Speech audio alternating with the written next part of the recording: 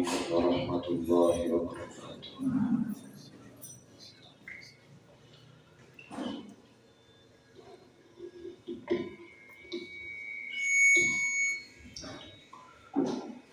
إن الحمد لله نحمده ونستعينه ونستغفره ونعوذ بالله من شرور أنفسنا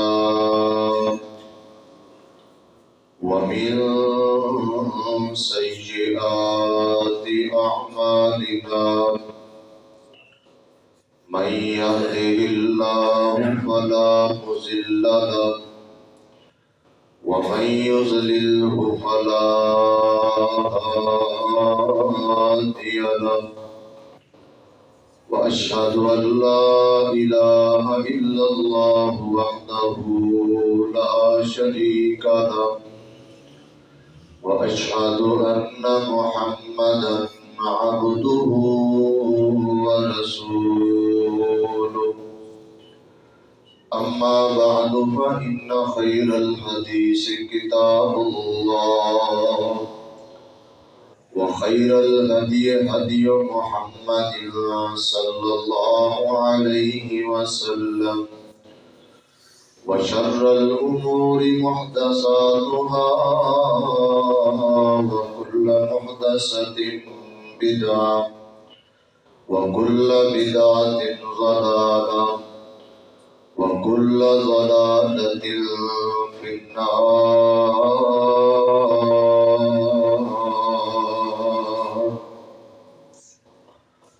اللهم صل على محمد وعلى آل محمد كما صليت على إبراهيم وعلى آل إبراهيم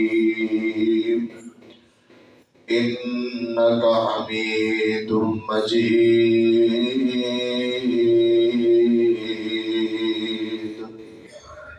اللهم بارك على محمد وعلى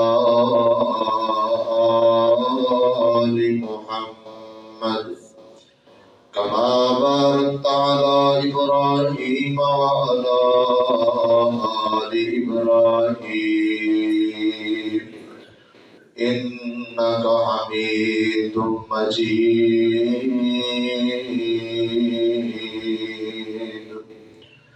قال الله تبارك وتعالى: أعوذ بالله السميع العليم من الشيطان الرجيم.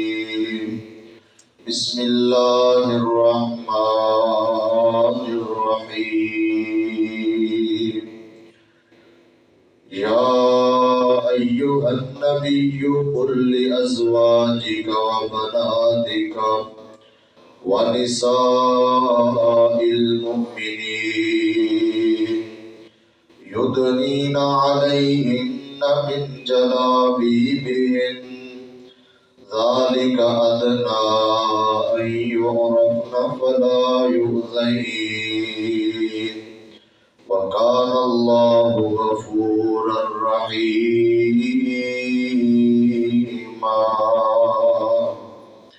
رب اشرح لي صدري ويسر لي أمري واحلل عقدة من لساني يفقهوا قولي.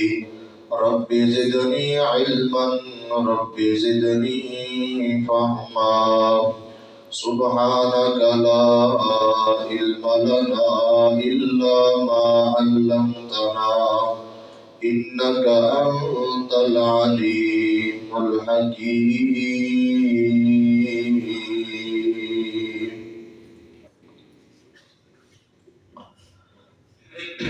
ہمہ قسم کی حمد و ثنا اللہ رب العالمین کی ذات پاک کے لیے خاص ہے، جو اس کائنات کا خالق، مالک، داتا اور رازق ہے۔ جائز اور مسنون درود و سلام امام الاولین والآخرین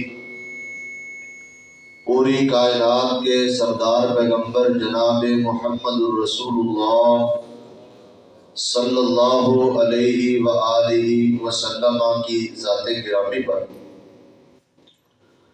ذی وقار معزز سامعین و سامعات، گزشتہ سال میں نے نبی مکرم جناب محمد الرسول اللہ صلی اللہ علیہ وآلہ وسلم کی ازواج مطہرات کا تفصیل کے ساتھ ذکر کیا تھا۔ اس سال چند جمعات قبل یہ بات ہم نے کی تھی کہ انشاءاللہ تعالی نبی مکرم صلی اللہ علیہ وسلم کی بنات آپ کی پیاری بیٹیوں کا انشاءاللہ تعالی ہم بالترتیب ذکر کریں گے۔ تو آج سے انشاءاللہ اس حوالے سے چند ابتدائی اور بنیادی گزارشات آپ احباب کے سامنے رکھنی ہے۔ بیٹیاں اللہ رب العالمین کا بہت بڑا انعام ہے، انسان کے لیے عزت کا باعث ہے، دنیا آخرت کی بھلائیوں کا ذریعہ ہے، قیامت والے دن نجات کا ذریعہ ہے، جنت کے اندر داخلے کا ذریعہ ہے۔ یہ بیٹیاں انسان کے لیے جہنم کی آگ سے آڑ اور پردہ ہے۔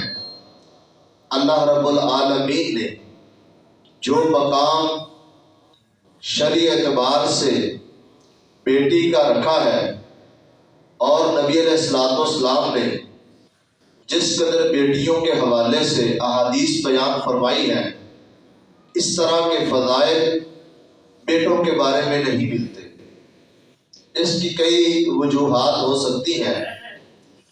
نبی مکرم صلی اللہ علیہ وسلم کے مبعوث ہونے سے پہلے، دنیا میں تشریف لانے سے پہلے، دور جاہلیت کے اندر لوگ اپنی بیٹیوں کو اپنے لیے اچھوت تصور کرتے تھے، اپنے لیے عار عیب سمجھتے تھے کہ یہ ہمارے لیے ایک عیب ہے۔ بلکہ کچھ عرب لوگ وہ اس قدر زیادہ جاہل تھے کہ اپنی بیٹیوں کو زندہ ہی دفن کر دیتے تھے۔ اس ظلم و ستم کی مثال تاریخ انسانیت کے اندر نہیں ملتی کہ انسان اپنے گھر پیدا ہونے والی ایک معصوم بچی کو اٹھائے اور زندہ ہی جا کر اس کو گڑھا کھود کے اس کے اندر دفنا دے، اس کو دفن کر دے۔ یہ بہت بڑا ظلم تھا اور جاہلیت کا جہالت والا ایک بڑا غلط کام تھا جو ان کی پہچان بنا ہوا تھا۔ اس لیے بھی اسلام نے بیٹی کو بڑی عزت دی ہے، اس کو احترام دیا ہے، اور بیٹی کے بارے میں نبی صلی اللہ علیہ وسلم کی کئی احادیث ہیں، انشاءاللہ ہم ان کا جائزہ لیں گے۔ اللہ رب العالمین نے قرآن مجید کے اندر اولاد کے بارے میں جو بات کی ہے وہ بڑی خوبصورت بات ہے۔ فرمایا للہ ملک السماوات والارض یخلق ما یشاء یہب لمن یشاء اناثا ویہب لمن یشاء الذکور۔ فرمایا کہ زمین و آسمان کی بادشاہت صرف اللہ کے لیے ہے۔ پورے زمین و آسمان کا نظام، ہر قسم کی جو کامل بادشاہت ہے، ہمیشہ رہنے والی بادشاہت جو ہے وہ ایک اللہ کی ہے۔ للہ ملک السماوات والارض یخلق ما یشاء، اللہ جو چاہتا ہے پیدا کرتا ہے۔ یہب لمن یشاء اناثا ویہب لمن یشاء الذکور، جس کو چاہتا ہے بیٹیاں دے دیتا ہے، جس کو اللہ چاہے بیٹے عطا کر دیتا ہے۔ بیٹیاں دینا، بیٹے دینا، اولاد دینا، یہ اللہ کا اختیار ہے، اللہ کی قدرت ہے، یہ اللہ کی مرضی ہے۔ اللہ جس کو چاہے جون سا میوہ مرضی عطا کر دے۔ اس کے اندر کسی انسان کا کوئی کمال نہیں ہے، کسی انسان کا اس کے اندر جو ہے نا وہ کمال نہیں ہے۔ یہ اللہ کی قدرت کاملہ ہے کہ وہ انسان کو اولاد دے یا اولاد سے محروم رکھے۔ جس کو چاہتا ہے بیٹیاں دیتا ہے، جس کو چاہتا ہے بیٹے عطا کرتا ہے۔ او یزوجہم ذکرانا و اناثا، اور اللہ جس کو چاہتا ہے بیٹیاں بھی دیتا ہے، بیٹے بھی عطا کرتا ہے، ملا جلا کر دیتا ہے، اللہ کی مرضی ہے۔ وَيَجْعَلُ مَن يَشَاءُ عَقِيمًا، اور اللہ چاہے تو کسی کو کچھ بھی عطا نہ کرے۔ اللہ کے کتنے پیغمبر اللہ نے ان کو اولادیں نہیں دی، اللہ کے کتنے ایسے پیغمبر گزرے ہیں جن کو اللہ نے بڑھاپے کے اندر جا کر اولاد دی ہے، جب وہ سمجھتے تھے کہ ہم باج ہو چکے ہیں، بوڑھے ہو چکے ہیں، اولاد کا زمانہ، وقت جوانی گزر چکی ہے، اس رب نے ان کو اس عمر کے اندر اولاد عطا فرمائی ہے۔ یہ سب اختیار اللہ کے پاس ہے۔ اولاد، اس کے حصول کی دعا صرف اللہ سے کی جا سکتی ہے، صرف اللہ رب العالمین سے ہی مطالبہ کیا جا سکتا ہے۔ وہ اللہ پوری طرح قادر ہے، وہ اولاد دے، بیٹے دے، بیٹیاں دے، نام بھی دے، اس کی مرضی ہے۔ یہ سب اختیار اللہ رب العالمین کے پاس ہے۔ اللہ نے جاہلیت کی جو ایک بہت غلط ان کا بگاڑ جو معاشرے کے اندر تھا اس حوالے سے، اور ان کے اس نظریے کی تردید کرنے کے لیے اللہ تعالیٰ نے اس آیت کے اندر پہلے بیٹیوں کا ذکر کیا ہے۔ یَہَبُ لِمَن یَشَاءُ اِنَاثًا وَیَہَبُ لِمَن یَشَاءُ الذُّکُورَ، اللہ نے پہلے مؤنث کو رکھا ہے، بیٹیوں کا ذکر کیا ہے۔ امام ابن قیم رحمہ اللہ فرماتے ہیں کہ اس جگہ پر اللہ نے بیٹی کو پہلے ذکر کر کے جاہلیت کی اس رسم اور جاہلیت کے اس کام کا خاتمہ کیا، فرمایا جاہلیت والے لوگ بیٹی کو پیچھے کرتے ہیں، وہ بیٹی کو مؤخر کر دیتے ہیں اور بیٹے کو مقدم کرتے ہیں، بیٹے کو اپنے لیے باعث عزت سمجھتے ہیں، بیٹی کو اپنے لیے باعث عار اور عیب سمجھتے ہیں۔ اللہ نے قرآن کے اندر بیٹی کا ذکر پہلے کر کے ان کے اس عقیدے اور نظریے کا رد کیا ہے کہ میرے ہاں اس کی ترتیب یوں ہے، میں نے اس کو مقدم رکھا ہے۔ اسلام نے عورت کو بڑی عزت دی، بڑا احترام دیا ہے، وقار دیا ہے، ایک معزز چیز بنائی ہے۔ اسی طرح قرآن مجید کہ اس اسلوب سے ہمیں پتہ چلتا ہے کہ اللہ کے ہاں بیٹیوں کی اہمیت کس قدر زیادہ ہے۔ اللہ تعالیٰ نے بیٹیوں کو کس قدر مقام والا بنایا ہے۔ بیٹی کی پیدائش پر افسردہ ہونا، بیٹی کی پیدائش پر غم زدہ ہونا، رنجیدہ ہونا، دل کے اندر گھٹن محسوس کرنا، پریشان ہونا، یہ مسلمانوں کا فعل نہیں، یہ کافروں والا فعل ہے، یہ کافروں کا کام ہے۔ بیٹی کی پیدائش پر دل کے اندر گھٹن محسوس کرنا بھی مسلمانوں کا کام نہیں ہے، یہ مسلمانوں کا شیوا نہیں ہے، بلکہ اللہ تعالیٰ نے قرآن مجید کے اندر یہ بات بیان کی ہے وَإِذَا بُشِّرَ أَحَدُهُم بِالْأُنثىٰ ظَلَّ وَجْهُهُ مُسْوَدًّا وَهُوَ كَظِيمٌ، جب ان کافروں کو، غیر مسلموں کو ان کی بیٹی کی پیدائش کی خوشخبری سنائی جاتی ہے، اطلاع دی جاتی ہے، بتایا جاتا ہے نا کہ تمہارے ہاں بیٹی کی پیدائش ہوئی ہے، فرمایا ظَلَّ وَجْهُهُ مُسْوَدًّا، اس کا چہرہ سیاہ ہو جاتا ہے، اس کے چہرے کا رنگ بدل جاتا ہے، تیور بدل جاتے ہیں، وہ کثیب، وہ غم سے بھر جاتا ہے، غمگین ہو جاتا ہے، اس کا دل پریشان ہو جاتا ہے، گھٹن محسوس کرتا ہے۔ یتوارا من القوم من سوء ما بشر به، لوگوں سے چھپتا پھرتا ہے، کسی کو بتاتا نہیں ہے۔ بیٹے کی پیدائش ہو، اس کی پبلسٹی کرتے ہیں، مشہوری کرتے ہیں، بتاتے ہیں، لوگوں کو خوش ہوتے ہیں، اطلاع دیتے ہیں، مٹھائیاں تقسیم کرتے ہیں، مبارکبادیں دیتے ہیں، اپنے اسٹیٹس پہ لگاتے ہیں، سوشل میڈیا پر اس کو وائرل کرتے ہیں۔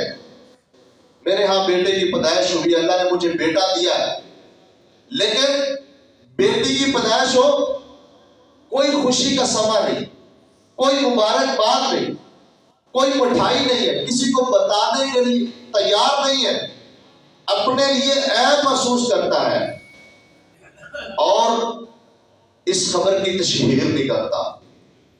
یہ کن کا فعل ہے؟ فرمایا جب ان کو بیٹی کی پیدائش کی خوشخبری دی جاتی ہے، یتوارا من القوم، لوگوں سے چھپتا پھرتا ہے، لوگوں سے اس بات کو چھپاتا ہے کہ کسی کو پتہ نہ چل جائے کہ میرے ہاں بیٹی پیدا ہوئی ہے۔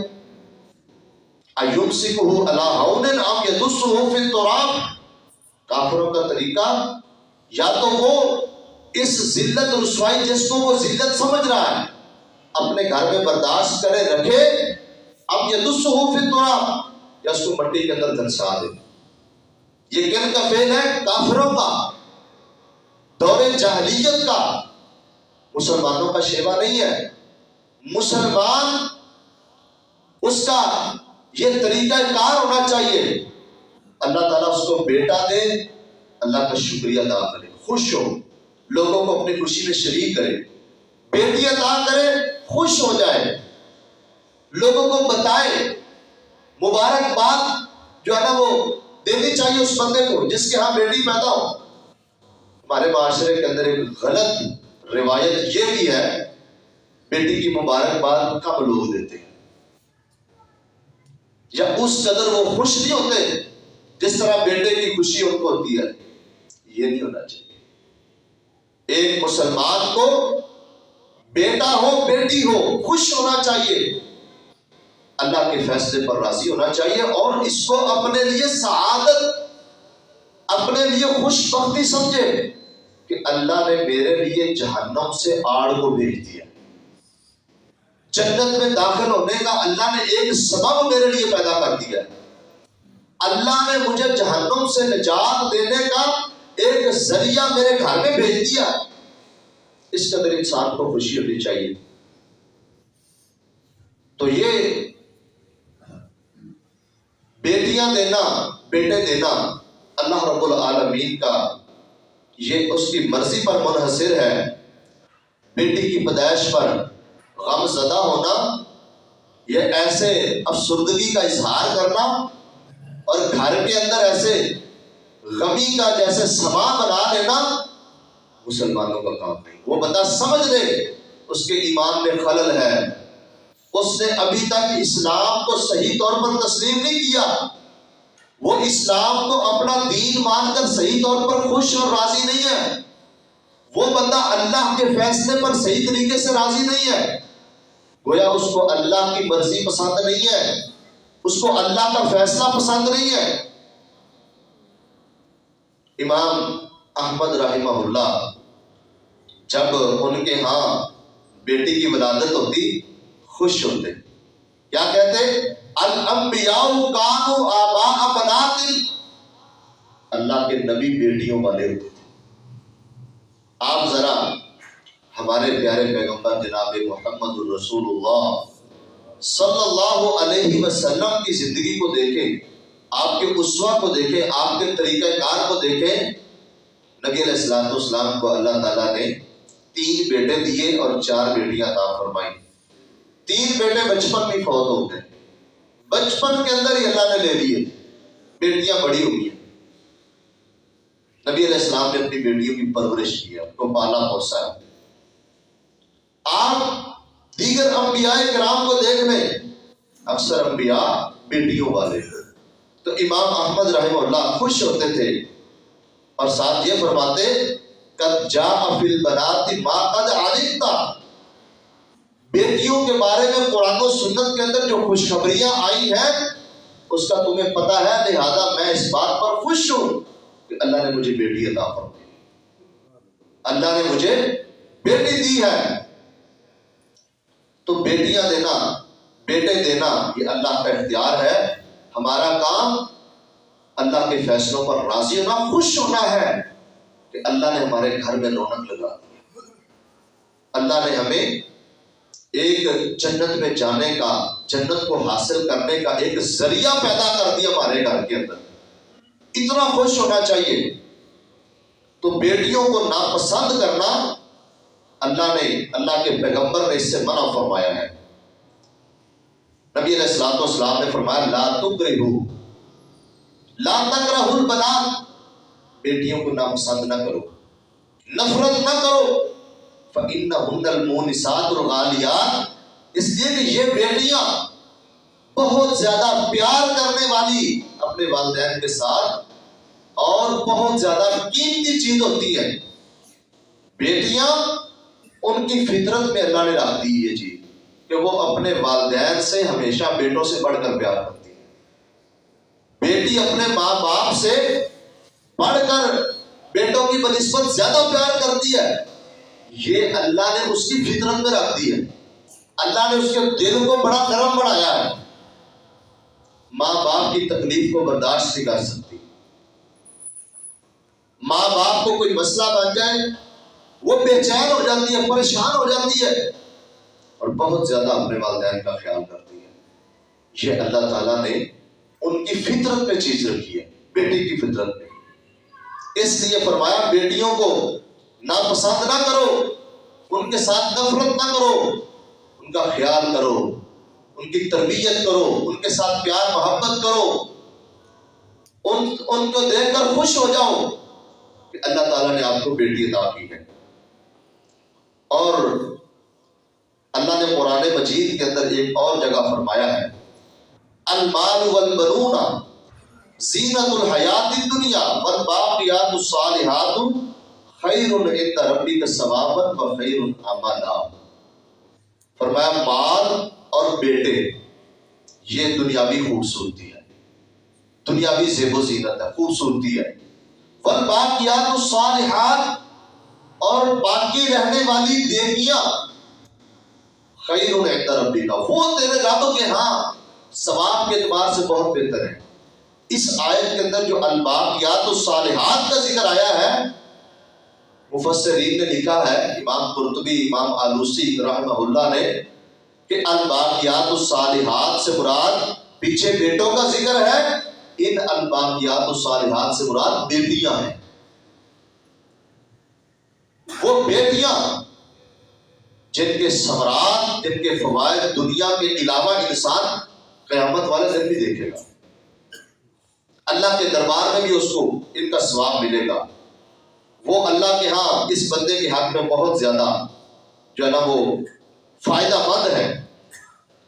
نبی مکرم صلی اللہ علیہ وسلم کی کئی احادیث آتی ہے، بعض احادیث میں آتا ہے جس بندے کو اللہ تعالیٰ نے 3 بیٹیاں عطا کی، جس بندے کو اللہ نے 3 بیٹیاں دی اور اس نے ان بیٹیوں کے بارے میں آنے والی تکالیف پر صبر کیا، فصبر علیہن، صبر کیا، وَأَطْعَمَهُنَّ، اور ان بیٹیوں کو کھلایا پلایا، وَكَسَاهُنَّ، ان کا خیال کیا، ان کو پہنایا، ان کی تربیت کی، ان کو پالا پوسا، کُنَّ لَهُ حِجَابًا يَوْمَ الْقِيَامَةِ، وہ بیٹیاں قیامت والے دن اس بندے کے لیے آگ سے پردہ بن جائیں گی، جہنم کے آگے آڑ بن جائیں گی، وہ اپنے باپ کو جہنم میں نہیں جانے دیں گی، وہ اپنے باپ کو جنت میں لے کر جائیں گی۔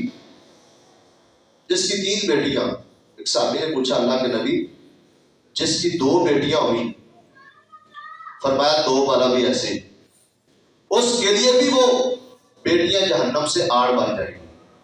آگے صحابی نے سوال نہیں کیا، محدثین نے اس حدیث کی شرح میں یہ بات ذکر کی ہے کہ اگر وہ شخص سائل ایک بیٹی کے بارے میں بھی پوچھتا تو نبی علیہ السلام ایک کے بارے میں بھی یہی کہہ دیتے کہ جس کی ایک بیٹی ہو اور اس نے اس کی صحیح پرورش کی، اس کو پالا پوسا، اس کا اچھا گھر بنا دیا اور اس کی تربیت اچھی کی، وہ قیامت والے دن اس بندے کے لیے جہنم سے نجات کا ذریعہ بن جائے۔ اور کچھ احادیث کے اندر دو کا ذکر بھی آتا ہے۔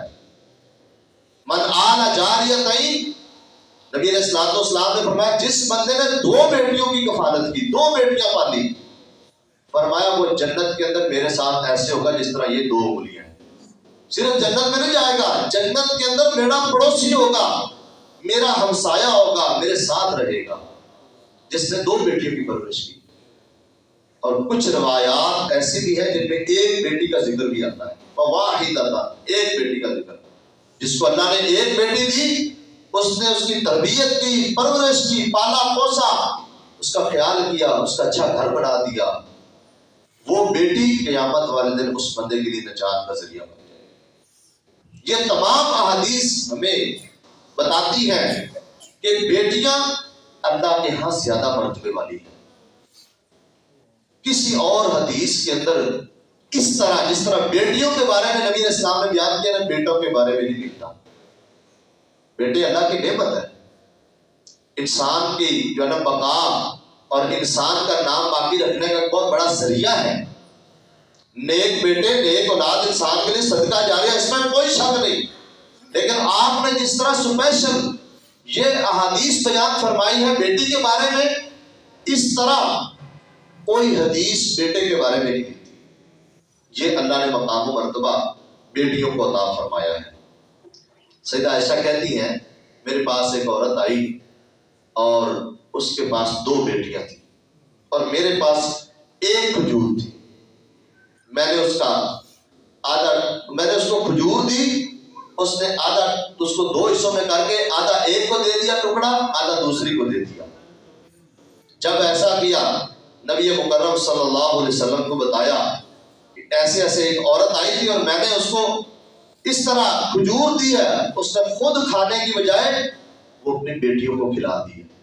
اس وقت بھی نبی علیہ الصلوۃ والسلام نے یہی بیان فرمایا، من ابتلی من هذه البنات کن لہ سترا من النار، فرمایا جو شخص ان بیٹیوں کی وجہ سے آزمائش میں ڈالا گیا، یہ بیٹیاں قیامت والے دن جہنم سے اس بندے کے لیے پردہ اور آڑ بن جائیں گی۔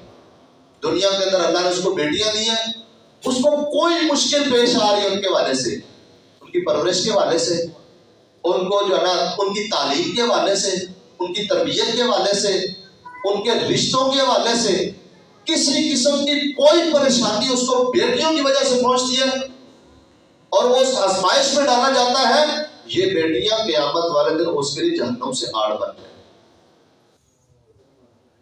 تو اس لیے میرے بھائیوں، بیٹیوں کے ساتھ نفرت نہیں کرنی چاہیے، ان سے محبت کرنی چاہیے، ان کی پیدائش پر خوش ہونا چاہیے، ان کو جو ہے نا ان کی اچھی تربیت کرنی ضروری ہے، ہمارے ذمے ہے، ہمارے اوپر حق ہے۔ جس طرح ہم اپنے بیٹوں کو زیادہ اہمیت دیتے ہیں، اس طرح بیٹیوں کو اہمیت دینا بھی ضروری ہے۔ تو یہ باتیں میں نے چند بنیادی اس لیے کی ہیں کہ اللہ رب العالمین نے اپنے پیارے پیغمبر جناب محمد الرسول اللہ صلی اللہ علیہ وسلم کو بھی 4 بیٹیاں عطا فرمائی تھی، اور آپ علیہ الصلوۃ والسلام نے ان کی بہترین پرورش کی، ان کو پالا پوسا، اور آپ نے اپنی بیٹیوں کے ساتھ بے حد پیار اور محبت کیا ہے، ان کا خیال بھی کیا ہے۔ تو انشاءاللہ تعالی اس حوالے سے ہم آئندہ تفصیل سے بات کریں گے۔ ایک بات میں نے آپ کے سامنے رکھنی ہے، کچھ لوگ یہ کہتے ہیں کہ نبی صلی اللہ علیہ وسلم کی صرف ایک بیٹی تھی، باقی نبی علیہ السلام کی بیٹیاں نہیں تھیں۔ یہ بہت بڑا جھوٹ اور الزام ہے۔ ایک بندے کی بیٹی ہو اور دوسرا بندہ کھڑا ہو کر یہ کہے کہ یہ تیری بیٹی نہیں ہے، آپ معاشرے میں اس کو کیا سمجھتے ہیں؟ یہ کوئی چھوٹی موٹی بات ہے؟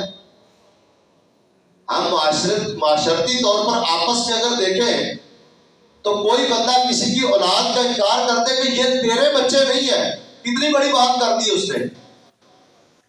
کوئی بندہ کسی مرد کو، خاتون کو، کسی مرد کو یہ بات جا کر کہے کہ یہ بچے جو تیرے گھر میں پل رہے ہیں، جن کی تم پرورش کر رہا ہے، یہ تیرے نہیں ہے، یہ کسی اور کے ہیں۔ یہ بہت بڑا الزام اور تہمت ہے جو ان لوگوں کی طرف سے پیارے پیغمبر پر تہمت لگائی گئی کہ نبی کے گھر میں صرف ایک بیٹی ہوئی ہے، باقی جو 3 بیٹیاں تھیں وہ نبی کی نہیں تھی۔ اللہ سے ڈرنا چاہیے، کتنی بڑی بات کہہ گئے۔ کہتے ہیں کہ وہ 3 بیٹیاں جو ہے نا، وہ سیدہ خدیجہ سے، وہ سابقہ شوہر جو غیر مسلم تھا، کافر تھا، اس کی بیٹیاں تھی۔ وہ اندازہ کریں اس بندے کے دل پر کیا بیتے گی جس کے بچوں کا انکار آپ کرتے، جس کے بیٹوں بیٹیوں کے بارے میں آپ یہ کہتے ہیں کہ یہ تیرے نہیں ہے، کسی اور کے ہیں۔ یہ سراسر جھوٹ ہے، بہت بڑا الزام ہے اور بہت بڑی جرت ہے۔ ان لوگوں نے نبی علیہ السلام کی بہت زیادہ توہین کی ہے، اور یہ بات کوئی مسلمان تصور نہیں کر سکتا کہ نعوذ باللہ نبی کے گھر میں یہ پلنے والی بیٹیاں، جن کو نبی نے خود اپنی بیٹیاں کہا، اللہ نے قرآن میں ان کو بیٹیاں کہا، یہ کون ہوتے ہیں نبی علیہ السلام پر تہمت لگانے والے، الزام لگانے والے کہ نبی کی ایک بیٹی اور باقی نبی کی بیٹیاں نہیں ہیں؟ وہ کافر کی بیٹیاں تھیں۔ یہ کوئی چھوٹی موٹی بات ہے کہ اس پر بندہ خاموش ہو جائے اور اس کو بنیاد بنا کر پھر باقی بیٹیوں پر کام کرتے ہیں؟ یاد رکھیں، ایسے لوگ قرآن کے بھی منکر ہیں، نبی علیہ السلام کے فرمان کے بھی منکر ہیں۔ انہوں نے نہ قرآن پر ایمان لایا ہے، نہ انہوں نے نبی علیہ السلام کو مانا ہے۔ یہ اس بندے کے ایمان کا کوئی تصور بھی نہیں کیا جا سکتا۔ بے ایمان بندہ، وہ پکا بے ایمان ہے، وہ جس نے قرآن کو نہیں مانا اور نبی علیہ السلام کو نہیں مانا۔ قرآن مجید کے اندر سورۃ احزاب کی آیت نمبر 59 آپ پڑھیں، یا ایھا النبی قل لازواجک وبناتک ونساء المؤمنین۔ جب پردے کے احکام نازل ہوئے ہیں نا، اللہ نے اپنے نبی کو مخاطب ہو کر فرمایا، اے پیغمبر کہہ دیجئے لازواجک، اپنی بیویوں کو، ازواج جمع ہے نا، اپنی بیویوں کو کہہ دیجئے، وبناتک، اور اپنی بیٹیوں کو کہہ دیجئے۔ بنات بنت کی جمع ہے، بنت کا معنی ایک بیٹی، بنات کا معنی کم از کم 3 یا 3 سے زیادہ۔ بنات بنت کی جمع ہے، اور عربی زبان کے اندر جمع کا اطلاق 3 یا 3 سے زیادہ پر ہوتا ہے۔ لاؤ کوئی دنیا کا ایسا مترجم جو اس کا ترجمہ ایک بیٹی کر کے دکھائے۔ اور آگے فرمایا ونساء المؤمنین، تاکہ یہ شبہ نہ رہے۔ کچھ لوگ نا، ان کے دماغ ویسے بڑے خراب ہوتے ہیں، جب قرآن کا انکار کرنا ہو نا، یا آیتوں کی تعویل کرنی ہو اور مفہوم بگاڑنا ہو، تو وہ شیطان ان کا ذہن بڑا چلاتا ہے۔ اور آپ کو پتہ ہے شیطان جو ہے نا، وہ انسان کے ذہن میں غلط باتیں بہت زیادہ ڈالتا ہے۔ کہتے ہیں اس سے مراد امت کی بیٹیاں ہیں۔ اللہ نے یہ شبہ بھی دور کر دیا، فرمایا یہ حکم آپ کی بیویوں کے لیے، آپ کی بیٹیوں کے لیے، اور امت کی عورتوں کا الگ ذکر کیا۔ فرمایا ونساء المؤمنین، آپ مومنوں کی عورتوں کا ذکر الگ سے کر کے ان کا صحیح طور پر اللہ نے علاج کیا ہے۔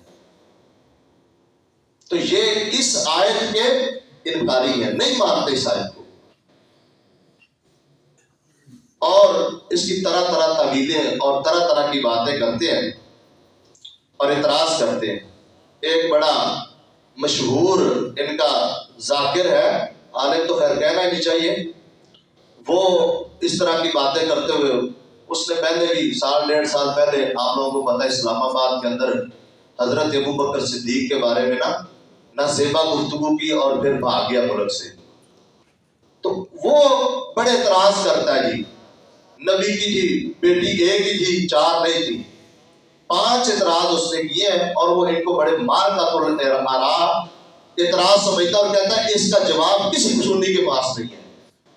اعتراض کیا ہے؟ پہلا اعتراض کہتا ہے جی قرآن مجید کے اندر جب نبی علیہ السلام نے عیسائیوں کے ساتھ مباہلہ کرنا چاہا تو مباہلے کے اندر کہا کہ ہم اپنے بچوں کو اپنے بیٹوں بیٹیوں کو لے کر آتے ہیں۔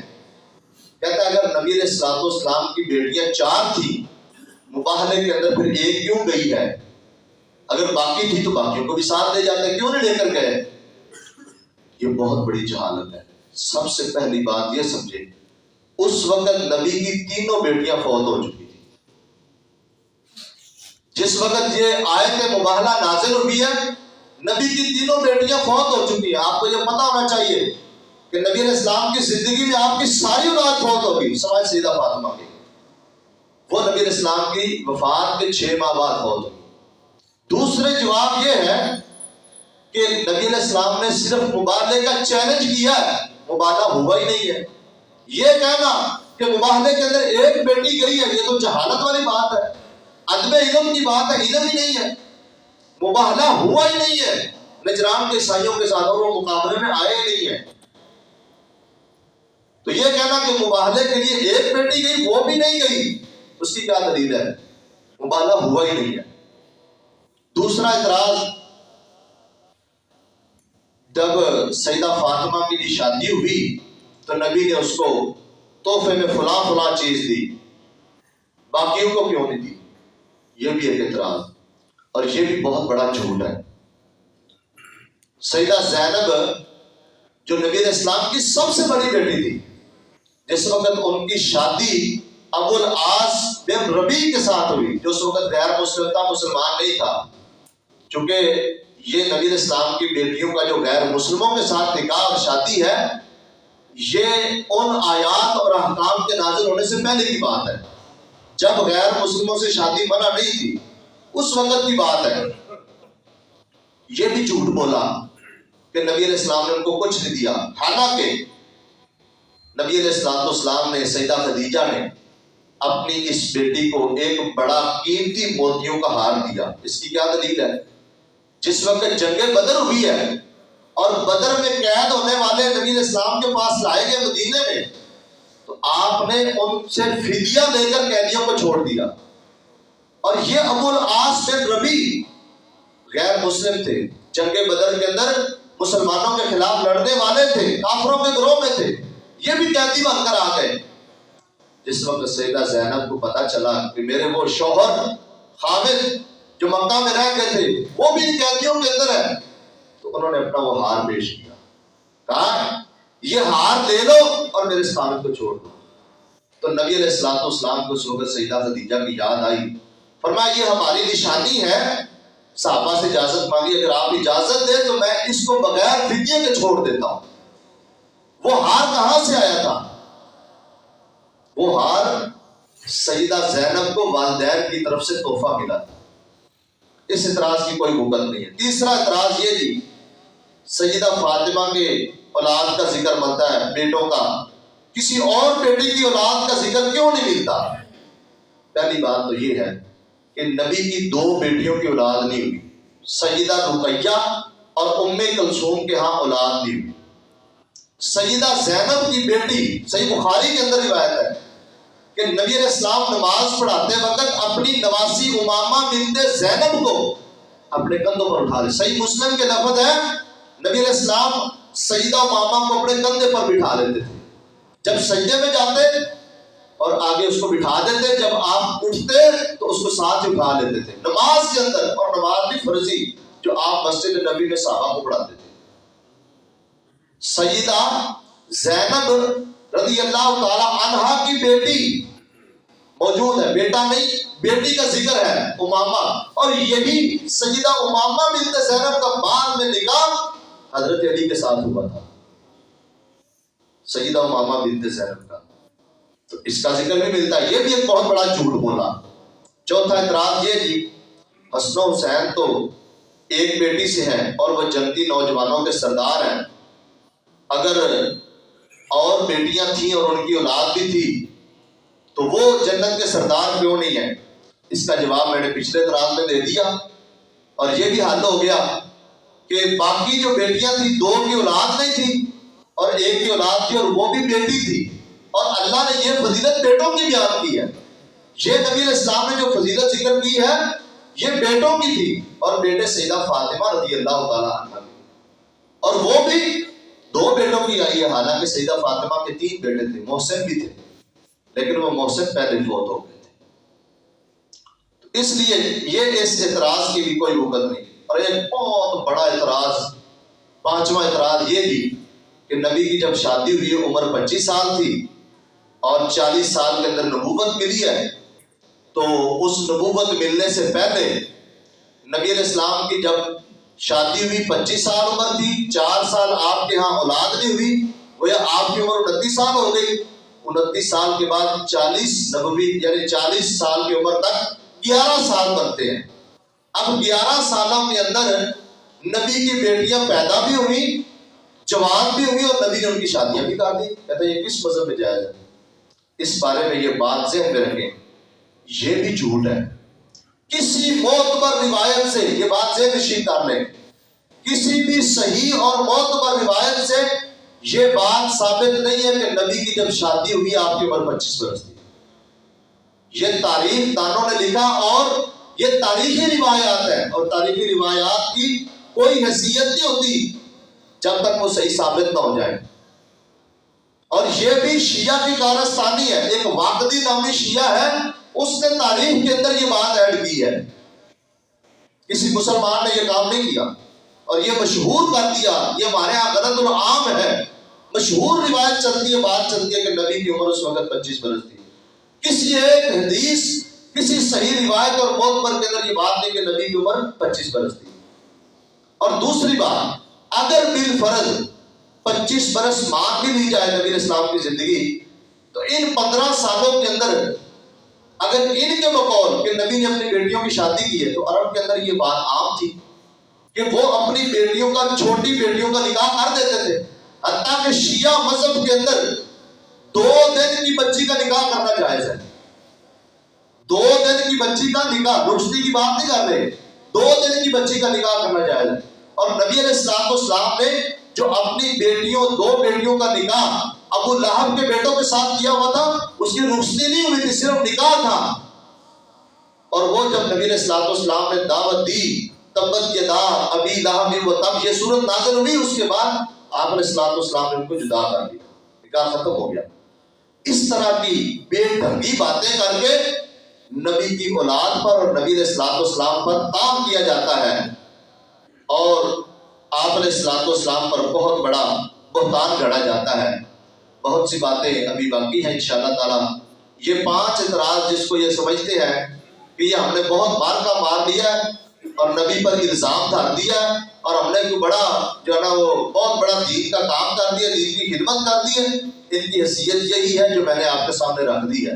اللہ تعالیٰ ہمیں صحیح معنوں میں قرآن و سنت کو سمجھنے کی، اس پر عمل کرنے کی توفیق عطا فرمائے، اور ان فتنہ پرور لوگوں کے فتنے سے بچائے، اور اللہ تعالیٰ ان کو جو ان کے لائق ہے، اللہ ان کے ساتھ وہی معاملہ فرمائے۔ وآخر دعوانا الحمدللہ رب العالمین۔